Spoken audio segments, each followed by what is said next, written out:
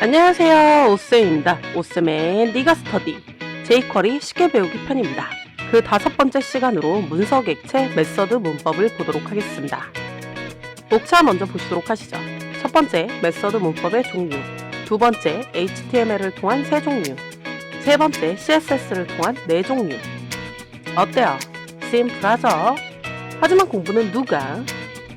네가. 동영상을 본 후에도 꼭 복습은 해주세요.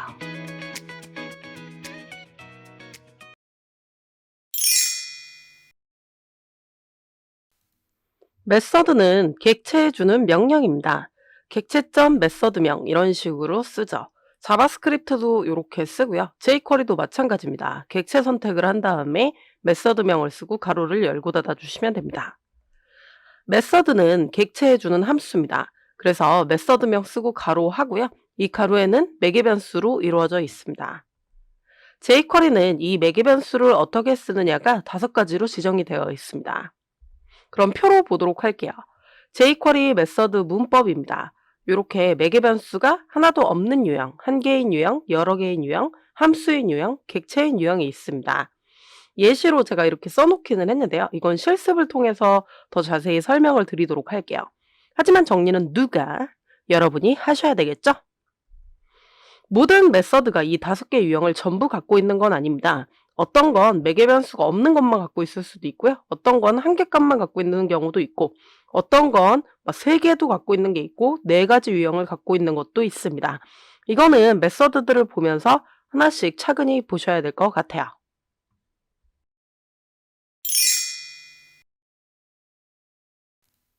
HTML 메서드는 문서 객체의 텍스트 컨텐츠를 컨트롤하는 메서드입니다.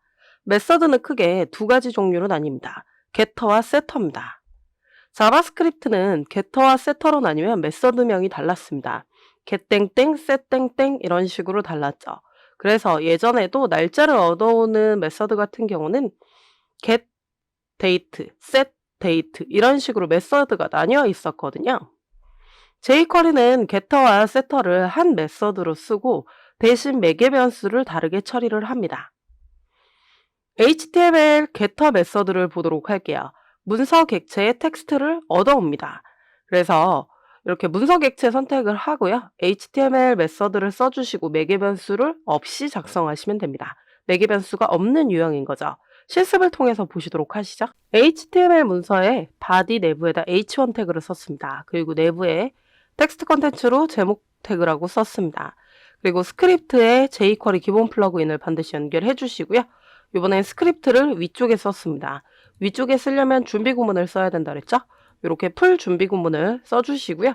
여러분들은 계속 치면서 외워주시면 좋을 것 같습니다. 그러고 나셔서 getter를 먼저 해보도록 할게요. 그래서 값을 얻어올 거기 때문에 변수에 담아보도록 할 건데요. 이번에는 변수 키워드를 let으로 써보도록 하겠습니다. 요건 바로 써도 되고 콘스트로 써도 되죠? 변수 키워드는 제가 지금 영상 상단에 띄워드릴 테니까요. 요거에 대해서 자세한 공부를 하실 분들은 영상 상단을 보시고 오세요. 그래서 let이라고 쓰시고 나셔서 텍스트라고 써보도록 하겠습니다. 그리고 나서 문서 객체 선택을 하는 거죠. h1이라고 이렇게 선택을 하고요. HTML 메서드인데 매개 변수 없이 씁니다. 그럼 텍스트라는 변수에 텍스트 컨텐츠가 담긴 거예요. 그럼 경고창에다 정말 잘 담겼는지 테스트 해보도록 하겠습니다. 그럼 제목 태그라고 이렇게 잘 담겨져서 나오는 거 보이시죠? 이 제목 태그 뒤에다가 1을 붙여볼게요. 그러면 이렇게 제목 태그 1이라고 텍스트를 잘 반환하는 걸 확인할 수 있습니다. 요건 텍스트 컨텐츠를 얻어오는 getter였던 거예요. 값을 얻어올 때 주의사항이 있습니다. h1 태그를 Alt Shift 아래 방향키 2번 눌러서요. 제목 태그 2, 3으로 바꿔볼게요. 그러면 h1 태그가 이렇게 3개가 있는 거잖아요. 그런데 값은 다 다르죠. 그럼 어떤 걸 갖고 오냐는 거죠. Ctrl S 눌러보도록 하겠습니다. 제목 태그 1을 가져오죠.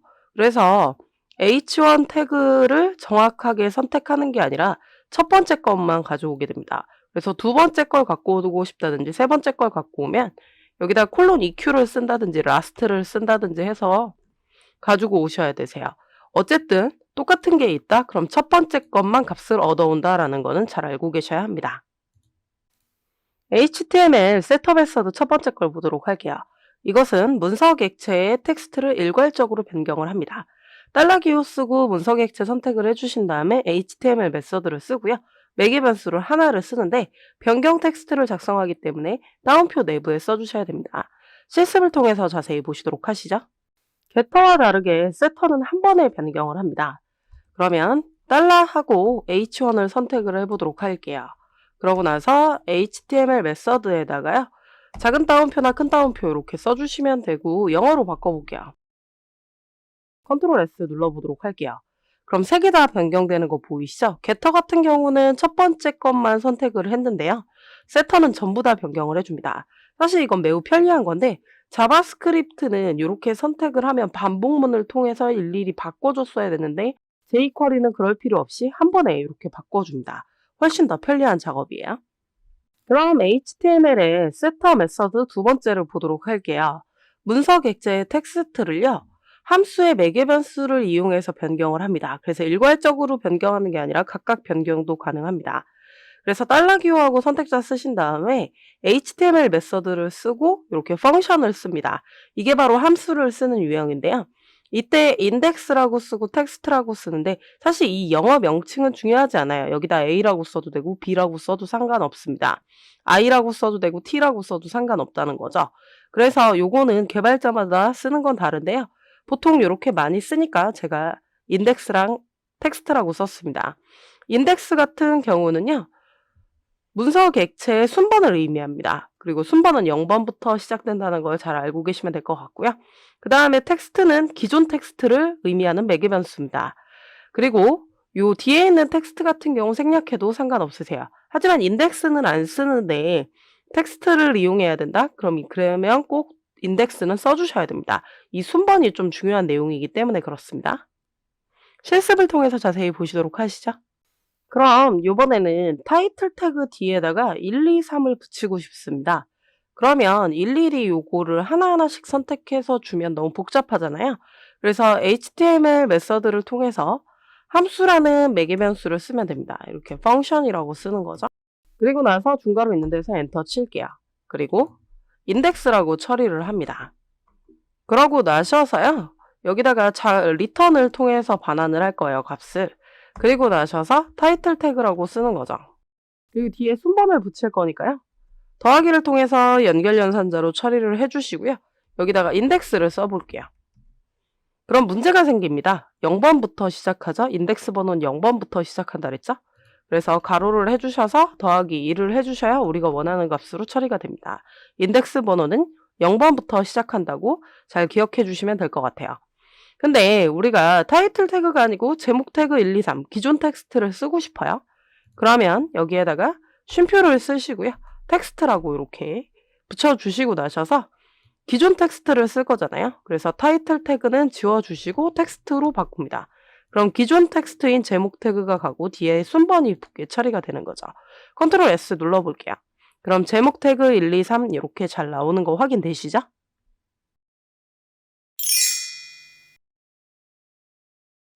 아직 보지 않은 매개 변수 유형이 있기 때문에 CSS 메서드도 해보도록 하겠습니다. CSS 메서드는 문서 객체의 스타일을 컨트롤하는 메서드입니다. 역시 게터와 세터로 나뉘는데요. CSS의 게터 메서드입니다. 문서 객체의 스타일 값을 얻어오는 겁니다. 이때는 매개 변수가 한 개가 있는데요. CSS 속성이 굉장히 많잖아요. 그래서 CSS 메서드를 쓴 다음에 특정 CSS 속성명을 선택을 해줘야 값을 얻어올 수 있습니다. 그래서 매개 변수를 한 개 작성합니다. 실습을 통해서 자세히 보시도록 하시죠. 이번에 HTML 바디에는요. H1 태그를 3개를 작성을 했습니다. 그리고 스타일에다가 글자색을 각각 지정을 해봤어요. 그래서 H1 태그를 선택을 했을 때 어떤 글자색을 반환하는지를 보려고 하기 위해서 각각 줘봤습니다. 그리고 이번 준비 구문은 제가 축약 구문으로 써놓은 거 보이시죠? 이렇게도 작성할 수 있으니까요. 여러분들은 다시 한번 이렇게 써보세요. 그러면 값을 얻어올 거죠. 게터죠. 그래서 이번에는 그냥 콘스트로 써보도록 하겠습니다.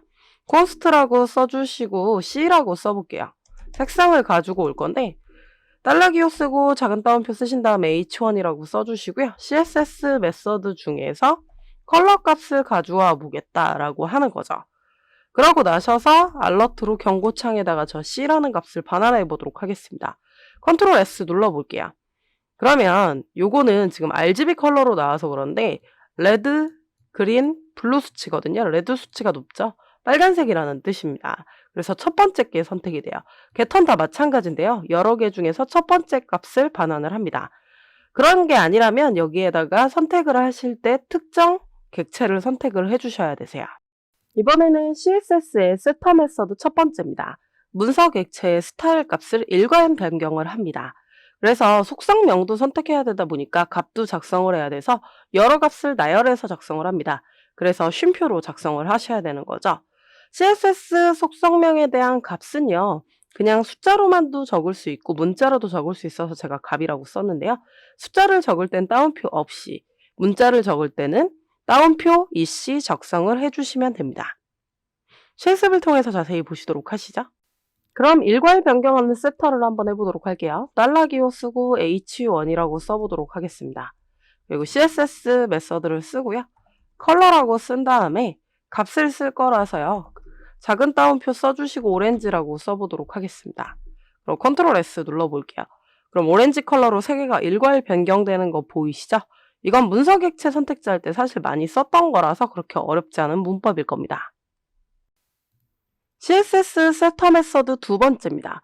이번에는 문서 객체의 스타일 값을 각각 변경하는 걸 해보도록 하겠습니다.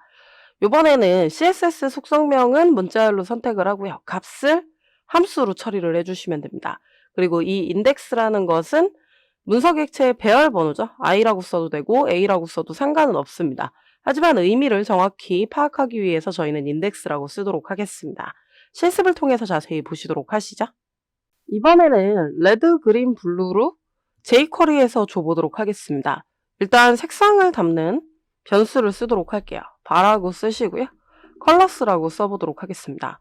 대괄호 써주시고 나셔가지고 각각의 값을 레드, 그린, 블루로 이렇게 처리를 해보도록 하겠습니다. $기호 써주시고요.